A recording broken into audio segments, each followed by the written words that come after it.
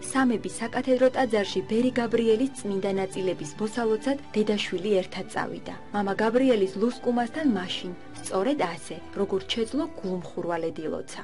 დედა პარასკევამ ბავშვი მამა გაბრიელის წმინდა უხრწნელი სისხლით დაალოცა. სათხოვნელად მიდიოდა მამა გაბრიელთან, რომ ადვილად გადამატანილი კიდე ეს ორი კურსიო და მალე რომ ჩამამთავრო ეს ყველაფერიო. და მივედით დედა პარასკევასთან, რომელიც იქვე იჯდა და დედა პარასკევამ დაალოცა ნანუკა, უთხრა რომ ყველაფერი კარგად იქნებოდა, თუ რწმენით ხარ, უთხრა ნანუკამ, შეეკითხა ნანუკას, უთხრა ნანუკამ, უთხრა კიო, დაალოცა, უთხრა რომ აუცილებლად შეგისრულოს მამა გაბრიელიო სურვილსო და ამოსვლის წინ გითხრა რომ ტომოგრაფია ბავშვს გადაუღეთ აუცილებლადო.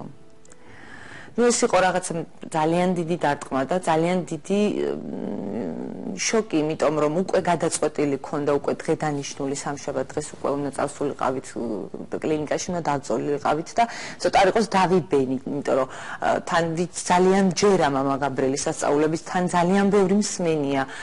და ამ დროს ექიმები ამბობენ რომ უნდა დავწვეთ ეს ყველაფერი უნდა გავაგრძელოთ. ერთი რამ ზუსტად ვიცოდი რომ ახლიდან უნდა გადამეღო ტომოგრაფია. მიუხედავად იმისა რომ გადაღებული ქონდა ახალი იმ რადიოლოგმა რომელმაც ტომოგრაფია გადაუღო გია წიწევაძემ იმანაც იცოდა ეს ისტორია რომ მივედი და მოუყევი ეს ყველაფერი. მან ძველი ტომოგრაფიის გადაღებული დისკებიც ნახა რომ ნამდვილად იყო იქ სითხე მენჯის ღრუში, ნამდვილად იყო ნაწლავის გასქელება და ეს რომ მოუყევი მითხრა რომ მიუხედავად იმისა რომ ახალი გადაღებული გაქვს ტომოგრაფია